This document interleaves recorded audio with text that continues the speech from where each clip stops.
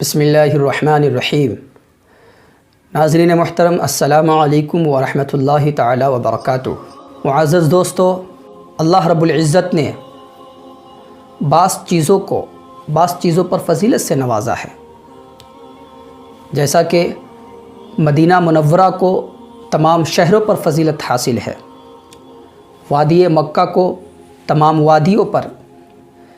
بیر زمزم یعنی زمزم کے کنویں کو تمام کنووں پر، مسجد حرام کو تمام مساجد پر، سفر معراج کو تمام سفروں پر، ایک مومن کو تمام انسانوں پر، ایک ولی کو تمام مومنوں پر،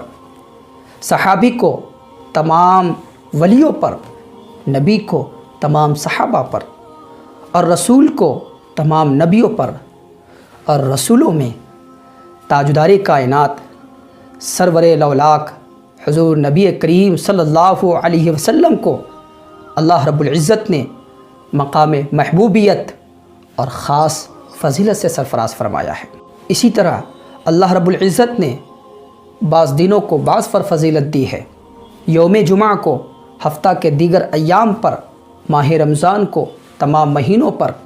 قبولیت کی ساعت اور گھڑی کو تمام ساعتوں پر، لیلۃ القدر کو تمام راتوں پر، اور شب برات کو دیگر تمام راتوں پر فضیلت بخشی ہے۔ معزز دوستو، آج کی اس ویڈیو میں ہم شب برات کی فضیلت، اس کی عظمت، اس کی اہمیت پر ہی گفتگو کریں گے۔ احادیث مبارکہ سے اس بابرکت رات کی فضیلت و خصوصیت ثابت ہے، جس سے مسلمانوں کے اندر اتباع و اطاعت اور کثرت عبادت کا شوق و ذوق پیدا کرنے کی ترغیب ملتی ہے۔ اس رات کو اور کس کس نام سے یاد کیا جاتا ہے، آئیے پہلے اسے سماعت کرتے ہیں۔ شب برات کو اللیلۃ المبارکہ بھی کہتے ہیں، یعنی برکتوں والی رات۔ اس رات کو لیلۃ البراءت یعنی آزادی اور نجات ملنے والی رات، اس رات کو اللیلۃ الصک یعنی دستاویز والی رات، چونکہ اس رات میں زندگی، موت، رزق، اولاد اور بہت سے اہم امور کے تعلق سے دستاویز تیار ہوتے ہیں، اس لیے اس رات کو اللیلۃ الصک بھی کہتے ہیں۔ اس رات کو اللیلۃ الرحمہ رحمتوں والی رات بھی کہتے ہیں، اور عرف عام میں اس رات کو شب برات کہا جاتا ہے۔ برات کا مطلب رستگاری، چھٹکارا، نجات اور آزادی کے ہیں۔ ماہ شعبان کی 15ویں شب شب برات کہلاتی ہے۔ حضرت سیدنا شیخ عبد القادر جیلانی بغدادی رضی اللہ تعالیٰ عنہ اپنی مشہور کتاب غنیۃ الطالبین میں فرماتے ہیں کہ شب برات کو شب برات اس لیے کہتے ہیں کہ اس رات میں دو قسم کی برات ہوتی ہے۔ ایک برات تو بدبختوں کو خدا تعالیٰ کی طرف سے ہوتی ہے، اور دوسری برات خدا کے دوستوں کو ذلت و خواری سے ہوتی ہے۔ اور مزید آگے فرماتے ہیں کہ جس طرح مسلمانوں کے لیے اس روئے زمین پر عید کے دو دن عید الفطر اور عید الاضحیٰ ہیں، اسی طرح فرشتوں کے لیے آسمان پر دو راتیں شب برات و شب قدر عید کی راتیں ہیں۔ مسلمانوں کی عید دن میں رکھی گئی کیونکہ وہ رات میں سوتے ہیں، اور فرشتوں کی عید رات میں رکھی گئی کیونکہ وہ سوتے نہیں۔ معزز دوستو، احادیث شریف میں شب برات کی بہت زیادہ فضیلت اور اہمیت بیان کی گئی ہے۔ ہم چند احادیث اس کی فضیلت پر آپ کی سماعتوں کی دہلیز پر پیش کرتے ہیں۔ ام المومنین حضرت عائشہ صدیقہ رضی اللہ تعالی عنہ بیان فرماتی ہیں کہ ایک رات میں نے رسول اللہ صلی اللہ علیہ وسلم کو خوابگاہ میں نہ پایا، تو میں آپ صلی اللہ علیہ وسلم کی تلاش میں نکلی۔ کیا دیکھتی ہوں کہ آپ جنت البقیع میں ہیں۔ آپ صلی اللہ علیہ وسلم نے فرمایا، اے حمیرہ یا اے عائشہ، کیا تجھے خوف ہے کہ اللہ اور اس کا رسول تیرے ساتھ ناانصافی کرے گا؟ میں نے عرض کیا، یا رسول اللہ، میں نے سوچا شاید آپ کسی دوسری زوجہ کے ہاں تشریف لے گئے ہیں۔ اللہ کے رسول صلی اللہ علیہ وسلم نے فرمایا کہ بے شک اللہ تعالیٰ 15ویں شعبان کی رات کو اپنی شان کے لائق آسمان دنیا پر نزول فرماتا ہے، اور قبیلہ بنو کلب کی بکریوں کے بالوں کی تعداد سے بھی زیادہ لوگوں کی مغفرت فرماتا ہے۔ ایک روایت میں حضرت عائشہ صدیقہ رضی اللہ تعالی عنہا فرماتی ہیں کہ رسول اللہ صلی اللہ علیہ وسلم رات کو اٹھے، نماز ادا فرمائی اور طویل سجدہ فرمایا، یہاں تک کہ میں نے گمان کیا کہ آپ صلی اللہ علیہ وسلم کی روح انور قبض کر لی گئی ہے۔ جب میں نے یہ دیکھا تو میں اٹھ کھڑی ہوئی اور آپ صلی اللہ علیہ وسلم کے انگوٹھا مبارک کو حرکت دی تو اس نے حرکت کی اور پھر اپنی جگہ لوٹ گیا۔ پھر جب آپ صلی اللہ علیہ وسلم نے اپنا سر انور سجدے سے اٹھایا اور اپنی نماز سے فارغ ہوئے تو فرمایا اے عائشہ، یا فرمایا اے حمیرہ، کیا تو نے یہ گمان کر لیا تھا کہ نبی صلی اللہ علیہ وسلم تیرے حق میں کمی کریں گے؟ میں نے عرض کیا نہیں، اللہ کی قسم یا رسول اللہ، میں نے ایسا گمان نہیں کیا، لیکن مجھے یہ گمان گزرا کہ طویل سجدہ میں آپ کی روح انور قبض کر لی گئی ہے۔ اللہ کے رسول صلی اللہ علیہ وسلم نے فرمایا اے عائشہ، کیا تو جانتی ہے کہ یہ کون سی رات ہے؟ میں نے عرض کیا اللہ اور اس کا رسول ہی بہتر جانتے ہیں۔ آپ نے فرمایا یہ شعبان کی 15ویں رات ہے۔ بے شک اللہ تعالیٰ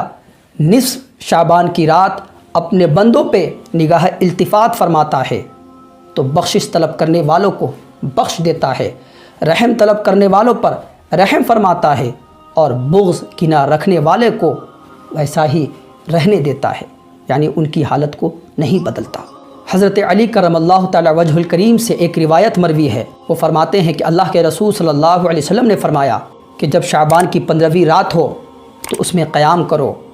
اور اس کے دن کو روزہ رکھو، بے شک اللہ تعالیٰ اس رات میں غروب آفتاب کے وقت سے ہی آسمان دنیا کی طرف اپنی شان کے لائق نزول فرماتا ہے اور فرماتا ہے کوئی مغفرت طلب کرنے والا کہ میں اس کو بخش دوں، ہے کوئی رزق مانگنے والا کہ میں اس کو رزق عطا کر دوں،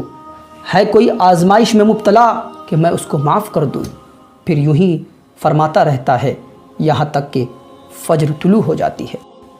معزز دوستو، احادیث کی کتابوں میں بہت سے صحابہ سے اس طریقے کی روایت مروی ہے، جس کا خلاصہ یہی ہے کہ اس رات کی بڑی اہمیت ہے، بڑی فضیلت ہے۔ اس رات میں اللہ تعالیٰ